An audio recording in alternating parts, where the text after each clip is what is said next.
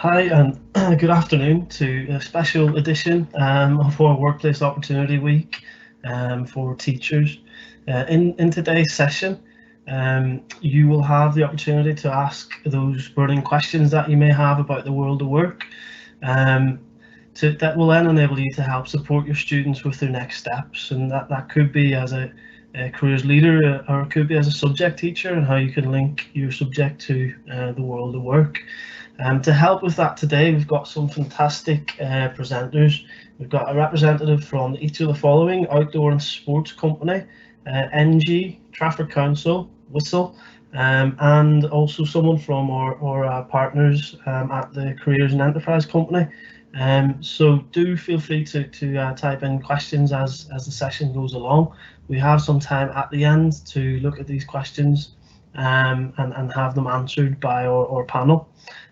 So I want to pass you on now to our first speaker for this afternoon, and that is Graham Richards from Outdoor and Sports Company, and he will tell you a bit more about that.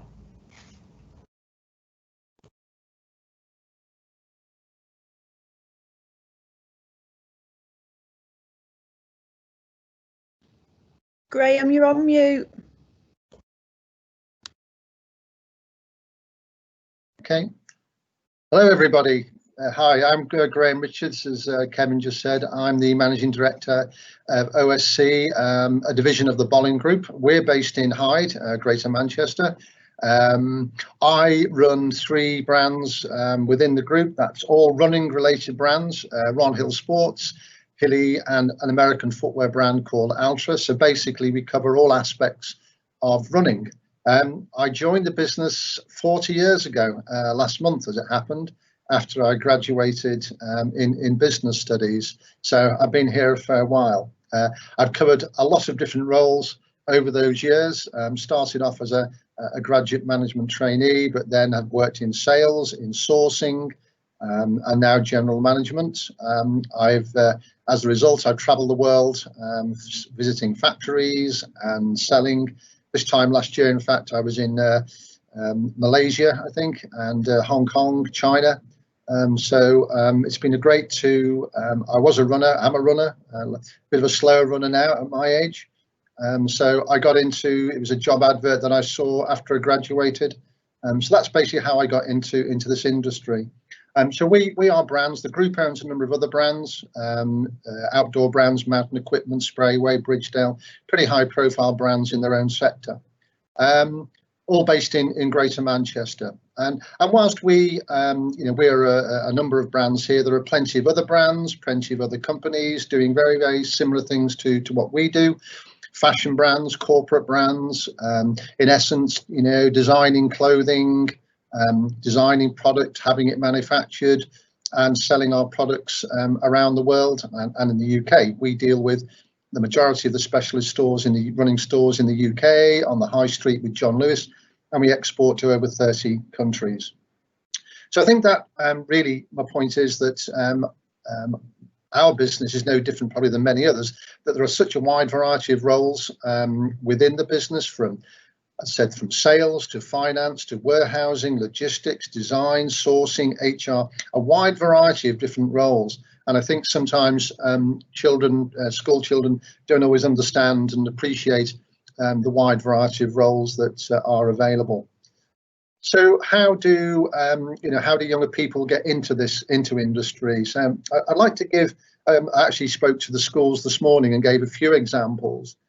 One, I'd always recommend, wherever possible, if a younger person can, even just a Saturday job, if it's feasible, working in a store, for example, learning about the particular product. If they have an interest in that product, even better, be it sport, be it fashion, just learning as much as possible. That is a great advantage. We have recruited several people within the group. I'll use sales as an example, but so a number of guys that have been girls have been working in a running store, up and running in Manchester, for example, and they sort of have an interest in running, very personal, get on well with customers. So we've taken them on as a tech rep, where they've got on the sort of the ladder of sales, so they've been traveling around the country, visiting stores, training retailers about product, going to events and talking to consumers. And then some of them have progressed up the ladder. In fact, our sales director started down that route. So it's a great way for younger people to perhaps get into a company. And then the other point, just to quickly mention, that I use our warehouse as an example. We have a big warehouse, and again, we've recruited younger people who have worked, learned the trade, progressed in that job, become section leaders, team leaders, or even moved across to other areas of the business. For example, into the sales office or into customer liaison. So sometimes I think with children that they think, oh, I don't want to work in a shop, I don't want to work in a warehouse, but try and sort of reiterate to them that there are opportunities, and if you work hard and put the work in, usually as with our company, we do offer training, we do offer courses, and always some children perhaps not as academic, perhaps don't want to go to university, don't perhaps get the grades at O level. But they can progress in a job, they can go to night school, they can do things, and that all helps and is great on their CV when they're looking for when we're looking to recruit and they're looking for a job. Just to quickly conclude, conscious of time, what about the future? Well, there will always be those roles available. Our brands are developing, all of our brands are developing, so those roles will be available. But over the last sort of 6 to 8 months, particularly due to COVID, we've noticed a number of things. Obviously, the increase in online sales, and I think that will be a trend going forward for us all in life. Therefore, that will lead to more web developers, more logistics, a requirement for logistics, even more drivers to deliver all these products. The way that we're communicating now via Zoom and Teams and all these other virtual platforms. Last week we held our autumn winter 21 launch, where we normally have it 2 days in a hotel in Manchester, where we have models, we have our international distributors flying in. We couldn't do that because of COVID, so we had 40 of our export customers around the world sitting in on a Zoom presentation where we presented our products. Get that? How does that happen? But it happened, and it worked really, really well. And we had video, and we really adapted. The marketing team did a great job with videos and shots from Lyme Park and other areas of the city centre, Manchester, and it really worked well. So that will be the future, I'm sure. And other just little things, corporate responsibility, sustainability, all these areas. We're now using 40% of sustainable fabrics in our products, an area where the design team are having to look. And all of this area will, as we all know, has got far more on radar and areas of development going forward. So to conclude, what would my advice be for you teachers? I perhaps shouldn't give advice to teachers, but I would say that it's great if children can combine an interest in a job, because if they have an interest, I'm sure they'll enjoy that job even more. Secondly, do think about the future. Do think what's happening now with COVID. More people working at home, how we communicate, what will require online shopping, logistics. Just think about some of the things that are happening now and what that will lead to in the future when we get back to some degree, hopefully, of normality soon. And then finally, my point as always is you only get out what you put in. So whilst children perhaps don't think too much about their future just now, as we all know, you do get out what you put in. The harder the effort you put in, there's certainly people succeed in our business through wanting to go the extra mile, excuse the pun. And if I was going to just give one activity, maybe teachers, you could ask some of the children to think about some of the roles within an organisation, just do a little bit of research on what those roles entail, so because there are such a wide variety. Okay, that's it from me. Thank you. Thank you, Graham. Wonderful insight. Next up, we've got Jordan Granger from NG, and Jordan will discuss a little bit about what NG actually do, some information about apprenticeships and those skills that are very much needed in the workplace, and how you can relate those to school life and in the classroom and outside of the classroom as well, I guess. Jordan. Hi everybody. Are you able? Oh, Thank you.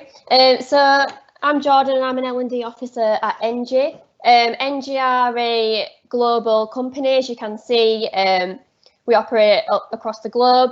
Headquarters are in Paris and France. So yeah, it's really quite an interesting company. And we've got 106,000 employees globally, 17,000 in the UK. So I'll move on to what they actually do a little bit later on. In terms of the NG UK BU, next slide, please. We cover 3 key functions, these being energy, services and regeneration. I fall within the regeneration part of the business. However, I do have some activity within the FM and services division as well. So it's really quite a broad company. If you can move on to the next slide, please. In terms of my career, I have technically worked for the same company. You'll see there's quite a few different names on there, but I'll explain a little bit more. I started my career at Bramwell Construction. This were a part-time role doing a mix of different kind of jobs, so accounts, admin, marketing. And I started that through my 2-week work placement when I was probably 14, 15. So it were really an eye-opener into the workplace. I loved it. I got stuck in, and then they ended up asking me if I wanted to come back within the school holidays. So I took that opportunity. I went at 6 weeks holidays, Christmas holidays, to earn a little bit more extra money and to develop that work experience, I suppose. And it really did pay off, because in 2011, I ended up going for a full-time role in the admin team.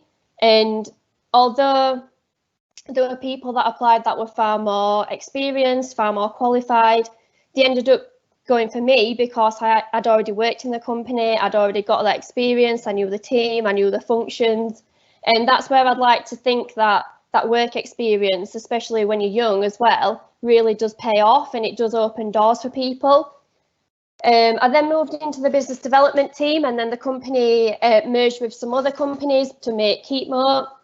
So in 2013, I worked in business development, bids, marketing, quite a broad role as well. And then I had the opportunity to start a degree at Sheffield Hallam. So the company actually funded my degree part-time over 5 years, which is a really great opportunity. I snapped the hand off with that. And I think it's important, if you do find a company that's willing to invest in the people, and you as a person basically works hard, has that drive, they will invest in you.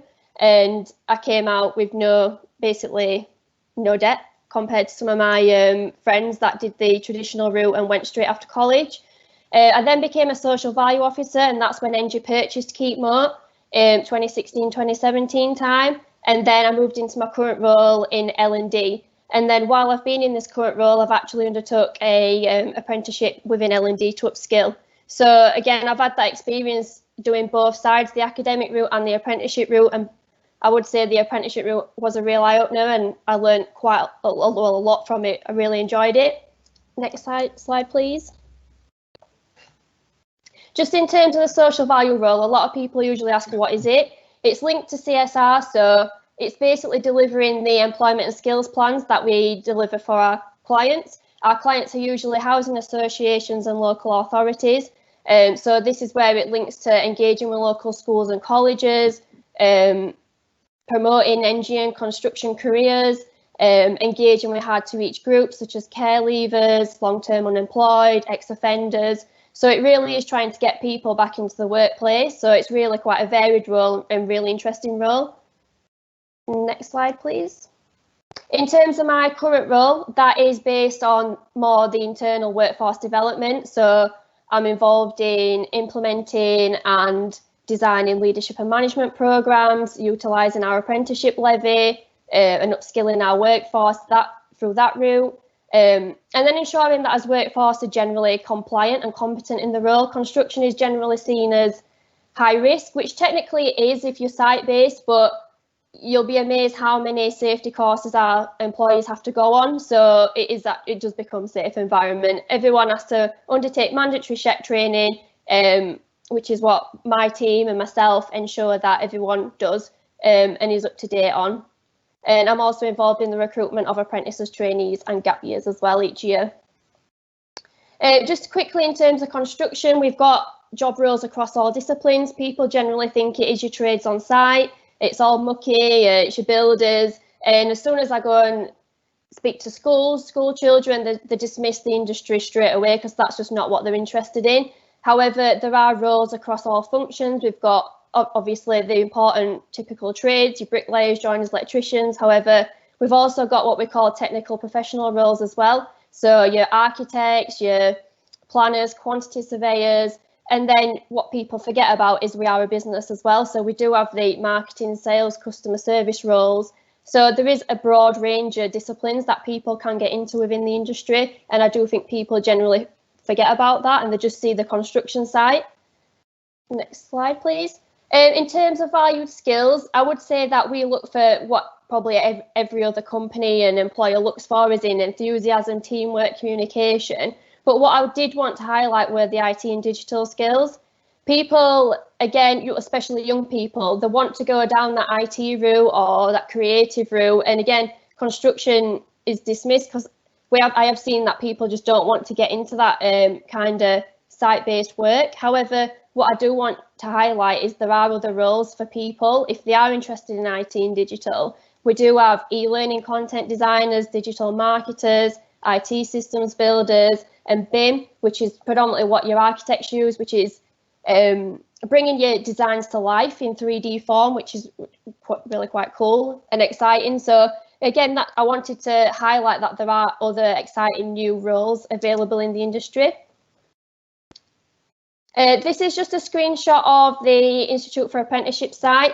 The focus is predominantly on apprenticeships now. Large companies like NG have to pay a levy to the government, so we're paying that levy, we want to use it. So we are upskilling our workforce through apprenticeships, we're taking on new recruits through apprenticeships, and it really is the way forward. They are fantastic programs. There's endpoint assessments, which are usually based on work-based projects. So it really does apply that learning to the workplace, and the employer does get benefit from it as well. So that is the web link for it, and just a screenshot where you can see all the different apprenticeship standards that are live and in development. Just an infographic showing you the different levels of apprenticeship pathways. So as you can see, they're from level 2 right up to master's level. So we've actually got a couple of managers, project managers on their MBA apprenticeship pathway, and they will get that MBA degree as part of that. Alongside degree apprenticeships, we've got people getting the same BSc honours degree, however it's just funded through that apprenticeship pathway. So same qualifications, just funded differently, and employers are looking at this route a lot more. Just a few bullets based on the benefits of apprenticeships. I really see them as a positive, and a lot of other employers do see them as a positive.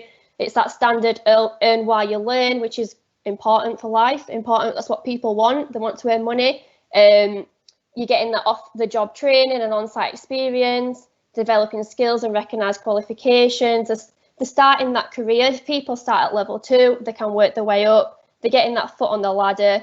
Again, zero debt. They're potentially doing a degree, and again, having that fully funded. And it is highly valued by employers. Like I said, NG value apprenticeships massively. And it is a bonus if people have done an apprenticeship on the CV and we're recruiting. They're definitely potentially going to get shortlisted because of that experience that they've got. So just 3 takeaways that I'd like to highlight is if you are speaking to young people, it's just the education and exploring apprenticeship pathways across all levels.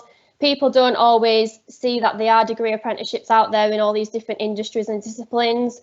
To educate and explore construction careers further. So again, it's not your typical trades on sites. We do have exciting and new careers available in the industry, such as your digital and design. And then it is just to encourage meaningful work placements and employer encounters. I myself feel like I am proof of that it does work from my own experience. So it is something that I try and get across to young people. Try and have meaningful work placements, and it should hopefully give you that step in that career. Next slide, please. And then these are just some web links for useful information resources. I would highly recommend the Go Construct website because this has pre-made presentations. It also has workshops that you can download and deliver in class as well. And I've got some examples that I can email across to the organisers that should hopefully be able to issue them out as well. So Go Construct, definitely recommend that for resources to deliver. And that's it from me. Thank you. Thanks, Jordan. Again, very insightful. And I appreciate that there was a very whistle-stop tour you were having to rush through, but fantastic. Thank you.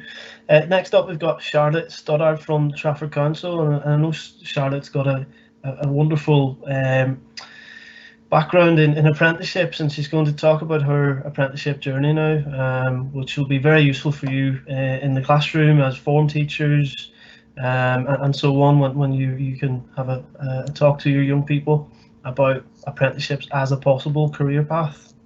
Thanks, Charlotte. Thanks, Kevin. So yeah, as Kevin said, I'm Charlotte Stoddard. I'm a HR officer at Trafford Council, a local government authority based within the Greater Manchester area. Alongside that, I am a Greater Manchester Apprenticeship Ambassador, as well as being Chair for Greater Manchester and Temporary Chair of Cumbria for the North West Young Apprenticeship Ambassador Network. So today I am going to take you through my apprenticeship journey and the things that I was told during my school and college lifetime, and how I kind of found my path my own way into doing an apprenticeship.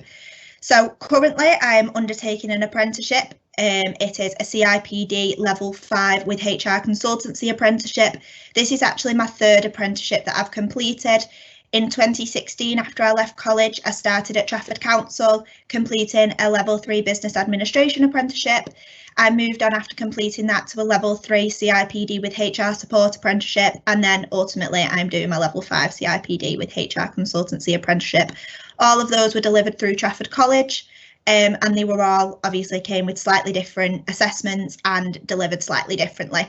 So what I'll do is I'll take you back to the very start of where it all began, of why I decided to do an apprenticeship. So my school I enjoyed school. I really did enjoy it. I was quite a high achiever. I did quite well in my GCSEs. So I kind of just got pushed to go to college because at the time apprenticeships weren't really being shouted about. There was nothing like this when I was leaving school. So I decided to go to college. So I did my AS levels, which I did in history, psychology, photography and maths. And after my first year of AS, I realised that exams really weren't for me. I knew from school that they weren't for me, but that really just cemented my knowledge that I didn't enjoy exams. So I'd gone from an A at GCSE in maths to a U at A level. So the jump really did knock my confidence quite a lot. But I was doing really well in my photography, which was obviously my only practical subject that I had taken on. I did take it on as like my rest subject away from all the academia, but it turned into something so much bigger than that. So I did actually drop out of my AS levels at the end. When I got my results, I went and did the BTEC business course for 2 weeks in college. And after those 2 weeks, I dropped out of the course and went back on my A2 because I missed the variety that the A levels gave me. So in A2, we were starting to look at UCAS applications in our careers lessons, and I knew I didn't want to go to university. The way I was acting when exams were coming up, it wasn't me. I became an introvert, I wasn't confident, and I just didn't have the faith in myself that I'd do well in these exams. So I started looking at other options with the support of my mum and dad about going and doing an apprenticeship. So I looked on the government website. That's one of the links that Jordan put on her presentation. I used that website to look for my apprenticeship. But I did actually go to our careers advisor at college and said, I really don't want to go to university. What are my other options? And she went, well, you're going to get good enough grades to go to university. So why don't you just do it? And I knew that it wasn't for me, and I knew I didn't want to go to university. So I kind of was standing my ground and saying, no, I don't want to go. Obviously, because they kind of then forced me to apply. I applied for university and I did get into Liverpool John Moores to do HR business management with a year in industry. So what I did is I also was applying for my apprenticeship at the same time that I'd kind of found on my own. and I'd actually got my job at Trafford Council, my apprenticeship there, in the May time, just before my actual A2 exams were about to start. So I deferred my uni entrance for a year because my apprenticeship was only a year at the time. So I thought, well, I may as well defer it for a year. If I don't like it, I can go to uni for 3 years and then think about what I want to do after that. 4 years on, I'm still at Trafford. So obviously that gives you your answer of, did I enjoy it? I absolutely love my job at Trafford. My first apprenticeship obviously was a level 3 business administration apprenticeship. While I was undertaking that role, it was a very supportive role.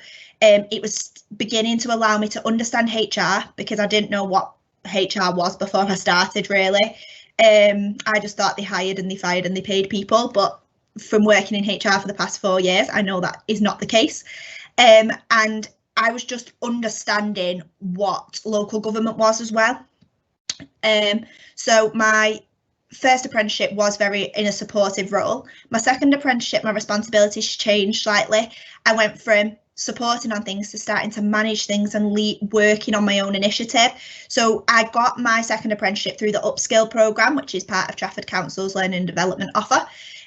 Not only do they do it in HR, but they also do it within all sectors within the business, including our social work teams. So there is an opportunity for staff to go on the social work degree apprenticeship with Manchester Met, which is something that has been in place now. I think they are on their 2nd year, maybe going into the 3rd year now. So it is something that works really well, and obviously we are growing our own staff then. So then moving on to my level 5, I've actually moved teams within Trafford Council. I've moved from the workforce strategy team, which they call the fluffy HR team, they do all the nice things, to the HR operations team. We deal with disciplinaries, grievances and organisational change. So I am learning every single day, but I am advising a bit more now on policy and procedure, which is really exciting. So my 3 apprenticeships were delivered in completely different ways. And this is obviously something that I think is quite important to tell young people, because I don't think we really know how apprenticeships are delivered. So my first apprenticeship was all distance. My assessor would come in and see me every 6 to 8 weeks and go through the modules. There was 3 exams in the apprenticeship. They were just multiple choice. And I also had to do an IT exam for a level 2 functional skills, because my GCSE at the time wasn't like the same level that they needed it to be. My second apprenticeship, I went to college on a Thursday, 5 till 9 after work. And that was all through assessments, and there was an endpoint assessment at the end of that. And I'll go through what an endpoint assessment is in a second. And my current apprenticeship, I started in October 2019. I am actually just waiting for the email through to tell me that I've completed it and I've been signed off from my actual CIPD qualification before I start the apprenticeship. So this also has an endpoint assessment attached to it. Now the endpoint assessment is split into 2. One side of it is a consultative project, quite like a dissertation. My level 3 consultative project was 3,000 words. My level 5 is going to be about 5,000 words, and I have to focus on an organisational problem that I can fix within HR. And then the professional discussions, like an interview, it focuses on the knowledge, skills and behaviours that you have had to learn and develop through that apprenticeship. So what have I gained from those apprenticeships? I can't even begin to explain what I've gained from those apprenticeships. Not only have I now got 4 years experience, I've got 3 qualifications. I've also won Apprentice of the Year in 2017. So I have gained so much, as well as obviously doing my 2 ambassador roles in a volunteering capacity. I can't begin to explain the way that the council have supported me. Obviously, I can only give what the council have done for me, and giving me the time to go and do assignments, giving me the time to go to college on a Thursday, because they know that it's benefiting not just me in a professional capacity, but as well in a personal capacity. Like, they genuinely care about the staff and they genuinely care to get them to develop. Also, especially with my level 5, my written communication has come on leaps and bounds. I hadn't really written at that level before, so it was nice to be able to learn something new and understand how to write at a higher level. So finally, my future career plans. I think my apprenticeships have really helped me look at where I want to go in the future. They have created like a springboard for me to be able to develop further. So one of the things I want to do is complete my level 7 CIPD as a master's. So unfortunately at the moment the CIPD level 7 isn't out as an apprenticeship, which I would have completed it as if it was there, but it's just not at the moment. And I think I'm going to try and apply for that next summer, so I'll probably be starting that in September 2021 with either Manchester Metropolitan or University of Salford. And I also want to open my own HR consultancy one day. I know that'll obviously be quite a long way off, but it is something that I do really look forward to doing. But if obviously anybody has any questions or wants to know anything about work experience, I also help with the work experience offer at Trafford, then please just let me know. Thank you. Amazing, thank you, Charlotte. Definitely an example that education doesn't stop once you leave school or college. Thanks so much again. Next up, we've got Louise O'Neill from Whistle, and Louise will talk about who Whistle are, what they do, and again, tying into examples of different types of job roles available in an organisation such as Whistle, which you probably are aware of. Thanks, Louise. Thank you. Good afternoon, everybody. So my name is Louise O'Neill. I'm HR business partner at Whistle. I've worked for Whistle for 14 years, starting as a HR advisor and then being promoted to HR business partner about 6 years ago. But before that, I did various management roles. I did a degree at Sunderland University quite a long time ago now in communication studies. If I'd have known what HR was when I was younger, I probably would have done a HR degree, but I didn't even know what it was, a bit like Charlotte was saying. Yeah, it wasn't until I actually took my first role as a retail manager, as a graduate trainee, that I found out what HR was, and I got seconded to the training department and did a secondment for a couple of years. Which is when my interest of sort of L&D and HR grew. I did my first year of CIPD, paid for it myself, did it on day release, and even took my exams while I was heavily pregnant with my son. And then it took me a few more years to actually get into a HR role, just sort of took a very scenic route, if you like, but that's not always a bad thing. Because I think you do get a good grounding in various different roles and different perspectives on things, rather than just being in one particular industry or one particular environment. So so it was good for me. I finally got my first HR role with a company that I'd worked for previously as an area manager, and it was a logistics company working for N Brown Group, which is based in Manchester. And then, yeah, so from there, I worked in HR in a regional capacity, looking after loads of different types of people across. I lived in the northeast at the time, so it was around the northeast. Then I moved back to the northwest, and from here originally. I moved back, and the part of N Brown Group was bought out by Whistle, so that's how I ended up working for Whistle, and that, like I said, was 14 years ago. And I can honestly say I've never looked back since I got into HR. I absolutely love it. Absolutely love every day. So different things come up every day that are different. There's lots of variety. You can specialise within HR in various different areas, such as L&D, reward and recognition, diversity and inclusion, engagement, recruitment, and also HR information systems, so more of the technical side of things. And one thing that they say about HR is that the roles in HR are future-proof, because they can't be done by machines, because it's all about the people. And obviously HR is the people profession, and we champion better work and better working lives. And that's why I love it so much. Thanks. Next slide, please. So who are Whistle? You may have seen, if you're in the Bolton area, just off the M61, there's a huge site there. So that's our site in the northwest, although we are a nationwide company. We've got sites in Scotland and Belfast, as well as England. And we're the largest private logistics company in the UK and the second largest UK postal company after Royal Mail. So we do work very closely with Royal Mail. We are their biggest customer, but also their biggest competitor, which is a very strange relationship. But yeah, we do work very closely with them. And we were talking earlier, I think Graham mentioned it earlier, about obviously e-commerce is increasing more and more, and due to lockdown it's increased even more, because obviously people are not going into shops as much and they're buying things online. So last year we processed 72.4 million e-commerce items, and that's gone through the roof this year as well. So much so that we've had to open a new warehouse in Northampton to just cope with the amount of volume that's being processed through online orders. So we've got 16 different sites across the UK.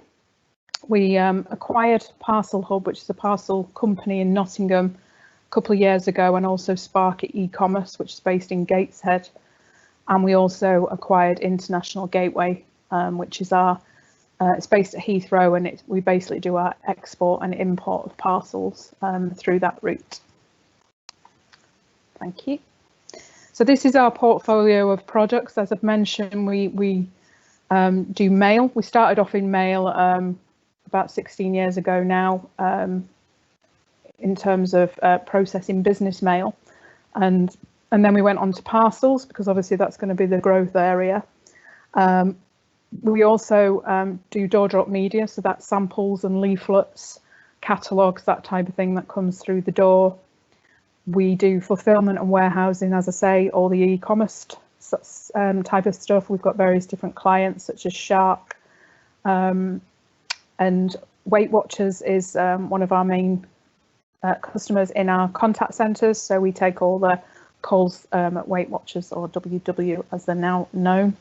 And obviously the international imports and exports sort of cuts across the whole piece. Thank you. So you can see from the map, that's where all our sites are. And just to pick out a couple of the statistics there, we do 7,000 weekly collections, covering over 300,000 miles a week with our vehicles. We've got a fleet of 500 vehicles going to all corners of the UK. And in the last 3 years, we've invested £10 million in our growth areas in terms of building new machines and opening up the Bedford and the Bolton super hubs. Thank you. So these are some of the customers that we work with. Obviously, lots of brands that you'll recognise. Sky was our first customer in the mail side of things, and that was 15 years ago, and they're still with us.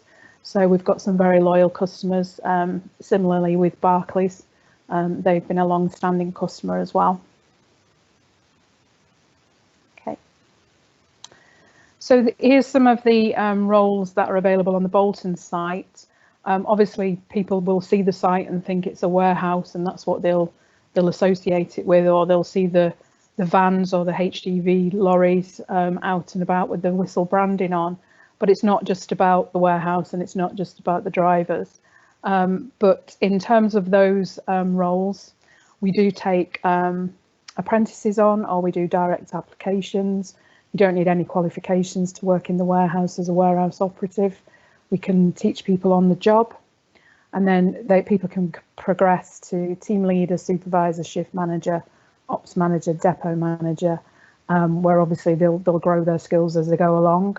We have got examples in Bolton of some of our managers who started as warehouse operatives just as little as 4 years ago and are now actually running the shifts. So we're really proud of the fact that we've got good succession planning, and we do lots of internal training and development. We have HGV drivers, which obviously they need to be able to drive and have a driver CPC for HGV driving, and also good customer service skills, because they're the ambassadors for the business. They're going out talking to our customers, so obviously they have to have good skills in that area. But we also do apprentice routes into HGV driving. So there's actually a national shortage of HGV drivers. So if anybody's interested in getting into that area of work, it's they'll probably never be out of work. And it's linked to what Graham was saying earlier, that we need more drivers because logistics and e-commerce is just going to be massive, probably forevermore. So it is definitely an area to get into if people are interested in that. So what we tend to do is either take van drivers on, and then they go on the apprentice scheme and train up to be a class 2 or a class 1 driver. Or we've done a warehouse to wheels where they're a warehouse operative and then they train up to be a driver. So there is that route in as well. And similarly in the transport team, we've had people who've come in either as warehouse operatives on apprenticeships, or they've come in as drivers and then just shown an interest in the transport office and the tasks and duties that go on in there. And so again, we've got examples of warehouse operative apprenticeships who've gone on to be transport administrators and then planners and potentially supervisors and managers as well. So so there's a website there that is good source of information if people are interested in those types of roles, which covers the warehouse as well. And then also in Bolton, we've got a sales floor where we have a telesales team, we have internal account managers, and we have field-based account managers and business development managers as well, who go out and find us new clients and obviously sell the products, helping us to grow the business. So there are roles there. We do a lot of upskilling of staff as well, similar to what Jordan was saying. We have the levy for the apprenticeship scheme. So again, we do a lot of upskilling in terms of people doing qualifications whilst they're in role on the apprentice route. I myself, I'm doing a coaching qualification, so it just shows you're never too old to learn or to be an apprentice. And we also have other roles within Bolton and the rest of the business in terms of project management and implementation management. And there's a website there, PMI, that you can have a look at for that. And the asset management team, again, asset management website to look at further information for that. We have finance and also HR. So again, you can look at those areas, those websites for those different roles. But obviously, as Charlotte and Jordan have already said, there's the apprentice routes into HR as well. So all good. So just a couple of takeaways that you might want to have a look at with your students. So there's a free personality test, which sort of gives people an idea of you know, what the type of person they are and what they like to do, and also a values test.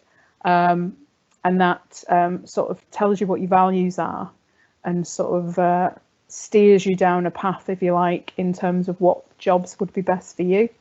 And I've also emailed an aspiration ranking, which sort of helps you to do the same thing. So nice little tasks for the students to do. That's it from me. Thank you.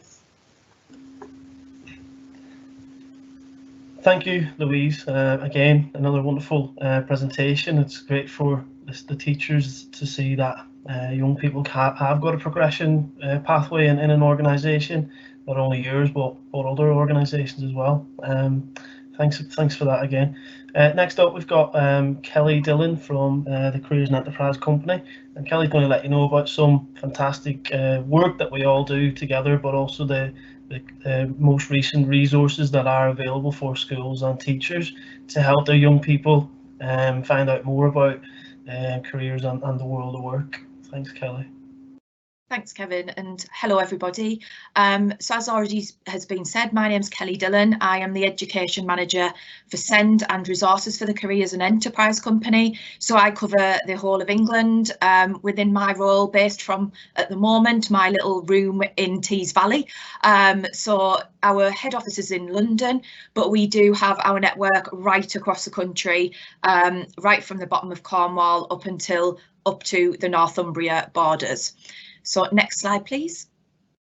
So I'm going to give a very brief overview of my career path, because I think it's more important that I really signpost you to the resources that we've got that can support you on the ground.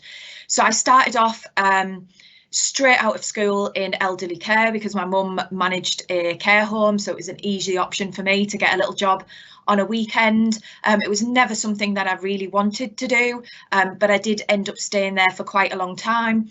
Managed to go on to university and get a degree in business administration, and actually got took on as HR and group coordinator for a bigger group of care homes that were part of the one that I started off in. So that career did still lead me to a different pathway. I then moved on into enterprise education. So this was when enterprise was very first put out by the government, and I supported schools and colleges around their enterprise education activities. I then went on and ran some young apprenticeships across the Tees Valley area in health and social care, because of my health and social care background, and then through that managed to get my teaching degree. Moved into teaching, so I went in as a head of department of business and modern foreign languages, and became head of a post 16 within a year in an 11 to 16 academy, and then became the careers leader at that multi-academy trust, and then moved on to an alternative provision, and then became careers hub lead for Tees Valley, and now work for the Careers and Enterprise Company. So what I just want to point out from that is that, you know, you can have very varied roles, and it is about the skill development and those skills and those transferable skills that you learn along the way. Would I have known about any of those jobs when I was in school? Apart from teaching, definitely not. So it is about looking out for those opportunities and really making sure that you can adapt those skills, and you're able to really talk about how those skills can apply in many different roles. So next slide, please. So this is what I want to talk to you about today. It is our brand new resource directory. So it launched in September, late September, and it's been curated with careers leaders and teachers in mind. One of the biggest challenges that I had when I was a careers leader in school was that time. I taught 19 hours a week. I was head of a post 16, and I had about 2 hours a week for careers if I didn't get pulled in to cover other lessons or do duties or be in the on-call room. I'm sure this is resonating with a lot of people on this call today. So when I was asked to join the Careers and Enterprise Company, and my first project was the resource directory, it was very, very important to me that I really did put myself back in that position, and wanted to make sure that it was something that was easily used for careers leaders and teachers alike. So the resource directory, like I say, launched in September. It's an ever-evolving product. I add resources on a fortnightly basis as we get them in from our network. It's got lots and lots of different elements to it. So next slide, please. So basically, we are hoping that our resource directory has got all of the resources you need to make a difference to the lives of young people, and they are all there in one place. So they are resources that come from within our network, so the likes of the enterprise coordinators and the GMCO running this session now. We've got resources from different schools and colleges within their remit. We've got resources from schools and colleges across the country. We've got providers in there who offer provider services. We've got employers in there who've got resources that are suitable for young people, and there is lots and lots of different things in there. There's lesson materials, there are videos, there are strategic tools, and all of them are designed to inspire and prepare young people for the fast changing world of work. Next slide, please. So this is basically one of the drop-down menus when you visit the resource directory, and it can be found at I'll probably get this wrong, resource.careersandenterprise.co.uk, but if you put in resource directory careers and enterprise company, it will definitely come up. It is accessible to all. There is no login. Anybody can have a look at these resources. When you go into browse all categories at the top, these are the categories that will appear. So in the training and development section, we are regularly adding different offers of training and development that we've got from the Careers and Enterprise Company. So in there at the moment, you will find our fully funded careers leader training that you can choose whether it's accredited or non-accredited. We've got some level 6 and some level 7, and that comes with a bursary to support you to have time away from school to be able to complete that. We've also got our online careers education modules, which can be undertaken by new careers leaders, by careers leaders who are a little bit less experienced, by governors who might have a responsibility for careers, and also by SLT that have got that careers link. We've also got in there some webinars around Benchmark 1, so the Gatsby benchmarks and that particular how do I develop a strategic plan and what does a careers programme look like, what am I looking for on my website, some example evaluations, all of those things you will find through that training. And there's a recently added Benchmark 4 webinar. So Benchmark 4 is about embedding careers within the curriculum. So if you're a subject teacher, that webinar will take you through our 3-stage modelling toolkit about how you can embed careers education. So all of the things that people have talked about today about their roles, how can you really bring that to life within your subject areas? And we talk about how to do that in 3 different ways.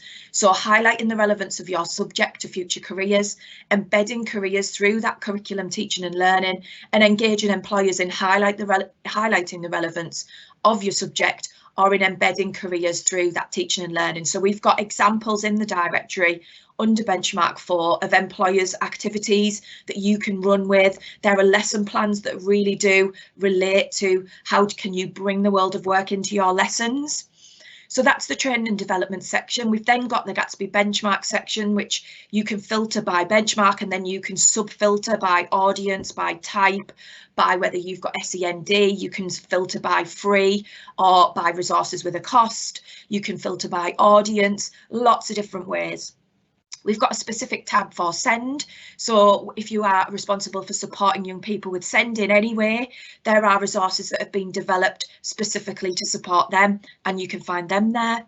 The employer engagement tab, we've got in there resources from employers, but we've also got resources to support you in engaging with employers. And we recently launched on Monday our new tool that is around supporting employers working with young people in SEND. So it's about really raising that awareness and confidence in employers to support our young people with SEND. You can search by key stage. So again, key stage 3, key stage 4, key stage 3, key stage 4 and FE and skills are the sections under there. And then we've got our section on campaigns. So we've developed a number of campaigns at the Careers and Enterprise Company specifically since the pandemic. So you will find in there our My Week of Work, which was a project that we ran in June with Oak Academy. So the lessons were hosted on Oak Academy, and we had a Learn Live Employer Week that went alongside that. All of the details are in there. You can access that now. All of the lesson plans are there to support with that, embedding that careers and really looking at different employers and how they link. We've got our Work It videos, which are a series of videos that are around raising aspirations and motivations, and they cover all different employers and lots of different things. We've got My Choices, which is a transition campaign, and then we've now added the supporting employers. So there's lots and lots of things in that directory, and like I say, it is added to on a fortnightly basis. So every time you go, you should find new and exciting resources. We've had over 8,000 unique users to the resource directory since we launched in September. We've also launched our primary toolkit, which can be accessed through the resource directory. So if you're working with primary, there are also resources to support that as well. So it is just about getting involved, really looking at the resource directory, getting involved in your local networks. And if there's any way that we can support at the Careers and Enterprise Company, then we are happy to do that. And that is me done. Thank you. Thank you, Kelly, and I absolutely second that. The resource directory is a fantastic place to go to find out or to find resources to help you, especially if you're a teacher of a subject and you want to embed a little bit of work-related topics into your lessons. Then, as Kelly says, Benchmark 4 resources are ideal for that. Or just go and speak with your careers leader in the school, and they can assist you further with that. There are no questions currently in the Q&A chat function, so I think we are almost done now. I would like to say a big thank you to those who have attended this afternoon. We appreciate that. Hopefully it was useful for you, and a massive thank you to our 5 wonderful presenters this afternoon. It's just that time of day where heads might be dropping and ready to go home, but we really appreciate you having you on the call today. We have loads more live sessions tomorrow and Friday, and then on Saturday we have a coding session all day for the young people. So do please visit our GMAX platform. That's gmax.co.uk, and in the events section you can find out more about what's coming up, and you can also dial into those calls directly off the website. Next week that website will also be populated with all of the recordings from this week, so do please go back and visit again if you want to catch up on anything that you may have missed, or revisit anything that you did attend. But that's it for today. Thank you again, and we'll hopefully see you again soon. Cheers, bye. Bye now.